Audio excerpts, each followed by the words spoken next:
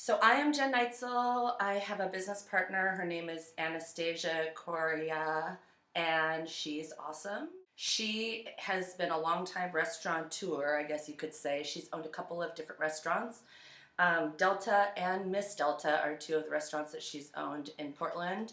She also started a trailer park motel community thing in Long Beach, Washington called the Sou'wester.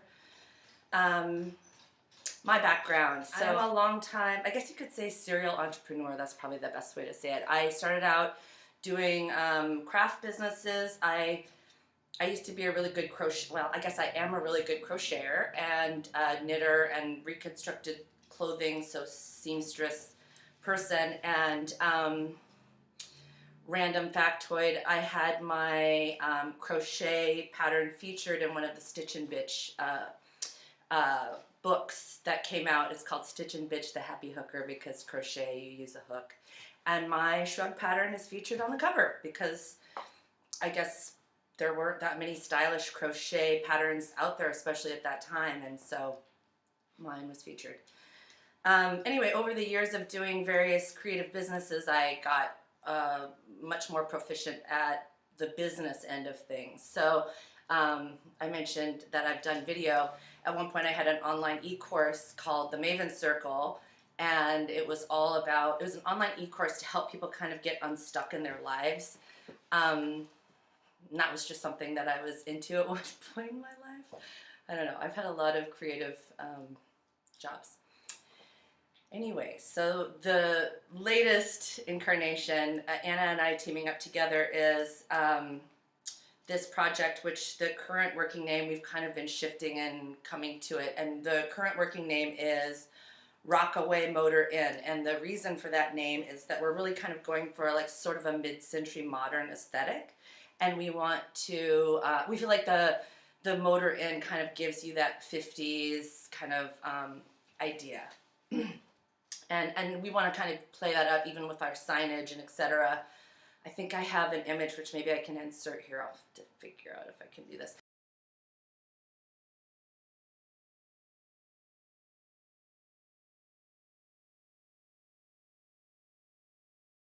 Rockaway Motor Inn. Let me tell you some things about it. So I already wrote about it sort of generally. I think people probably saw it, so I'll touch on some of those things, and I hope this isn't totally redundant. So the way we kind of vision this is as a boutique motel. And what would be, I guess, unique and special, our selling point would be that each room would be designed individually with its own sort of like theme. We thought it would be fun to focus in on like women of history that you haven't heard of, local sort of scallywags and legends and things like that, people that you've heard of, and like rock and roll legends as well. And just trying to kind of do our own thing and kind of create our own style. Both Anna and I have a background of like design, so actually, and I intentionally set up this little space. It's kind of hard to tell exactly what's going on here. I'll kind of move out of the way for a second and describe this. This is in my house. I run an Airbnb out of my house, and this is my coffee bar tea area that I have. Anyway, and so I'm kind of showing you that so you have an idea, you know, because people can say this is what my style is like, but it's like, what does that really mean? It's just words on paper. So you can kind of see kind of bright colors. I like to mix really like modern things and vintage things and kind of create my own little funky style.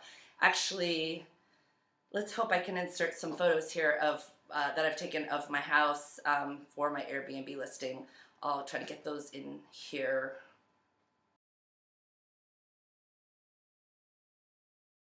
I'm doing this. This is happening.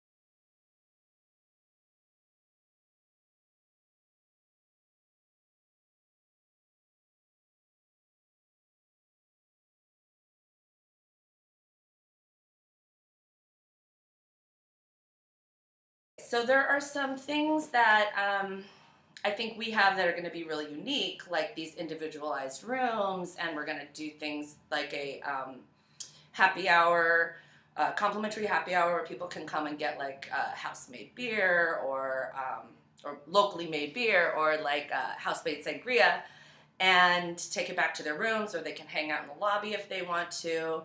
We are also, I didn't actually mention this in the course, but I probably should mention it. We're going to be 420 friendly, because that's a thing, and weed tourism is totally a thing. And actually my Airbnb is 420 friendly, and people are thrilled all the time to come and stay with us for that reason. And I thought I should probably actually mention that, because that could be a marketing strategy.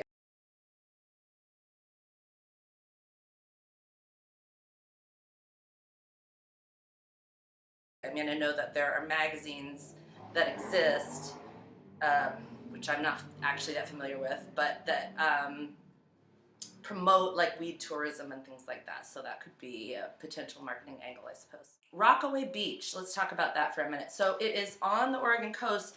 It's near Tillamook, but it seems to be a destination that a lot of people don't know about as of yet. And you know, it's something I've been asking people, like, how do you, like, why do you go to, say, Cannon Beach? That's a place that a lot of people like to go to. Like, why do you go there? And people say, well, I go to Cannon Beach because my friends go there and I've heard of it. And I'm like, okay, how do I get people to hear about Rockaway Beach? So yeah, I think I'm figuring out kind of how to make this motel like a destination location. Let's talk about the customer base that we're thinking of. So I think our ideal customer would be somebody who's probably somebody who's kind of into a cool aesthetic, somebody who would want to come and stay for a few days, 2-3 week long stay, who would be a repeat customer, who would come back again and again. How do we get those people out to Rockaway Beach and really target them and like let them know that we exist? You know, it's like, I know a lot of people use things like Expedia, but is that the same tool that you would use for a boutique motel? Like, I don't know the answer to that. I know enough about marketing to be dangerous, but I don't know. I feel like if I had that information, I could run with it and do a lot with it. I just don't really know what is the best way to use our time and money regarding marketing to reach those people that are going to get this sort of funky boutique motel aesthetic and want to come back again and again and again and tell their friends about it. And then, like I said, Rockaway Beach and our motel becomes like this destination location.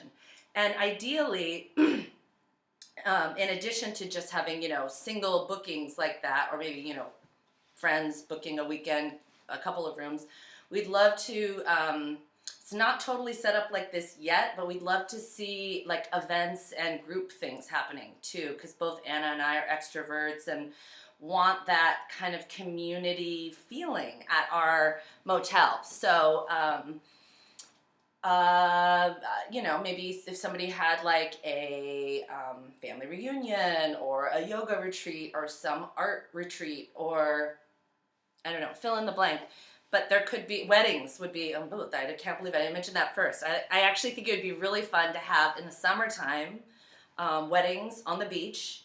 And so how to reach those people, you know, those brides that might want maybe a little bit of a, like a funkier aesthetic that they could photograph, you know, that they could have their brides and grooms, they could pass out joints to their wedding party and it would be fine, because we would be like, yeah, we're 420 friendly, no problem. So yeah, how to kind of reach those various audiences.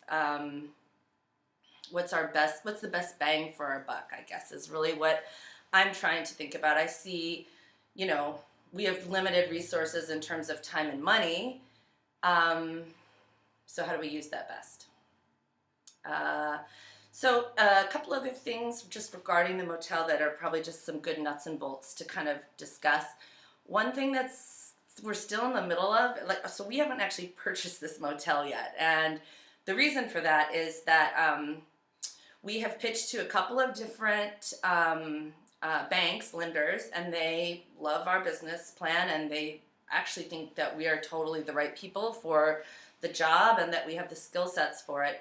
But this motel, in addition to actually even another motel we looked at, the numbers look really screwy. And from what I'm learning more and more, it seems that a lot of motels aren't actually independent, smaller motels like the ones we would be interested in purchasing, are often run really small mom and pop, that people, they maybe don't really know what they're doing. They don't know these line items. They don't understand. And so how they fill out their taxes really affects, or how they're just managing their businesses in general, really affects, what it looks like their earning potential, what the earning potential of the business is.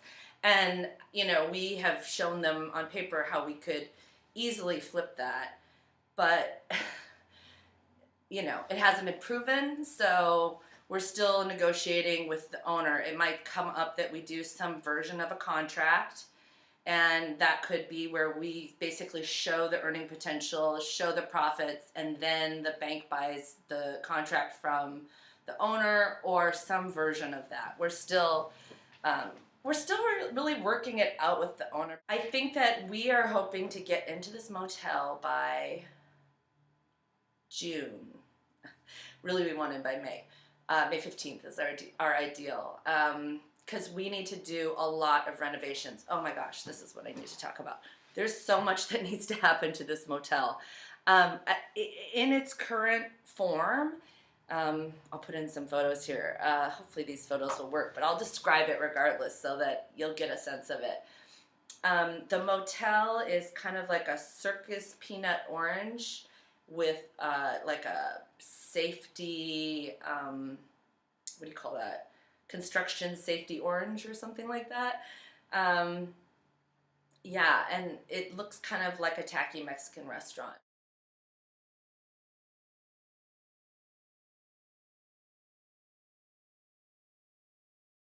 The integrity of the building itself looks great. Like, I think it looks amazing. Like, you'd be surprised. A lot of places on the Oregon coast look like they're dilapidated and just falling apart, and this place looks actually really like it's been well maintained and kept up.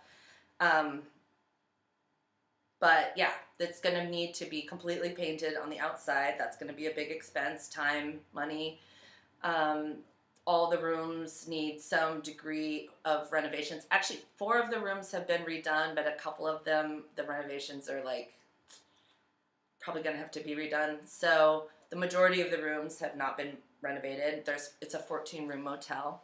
So we really need to get in there to like get the vision going. You know what I'm saying? And then like there isn't at this point, excuse me, there isn't at this point like a yoga area or a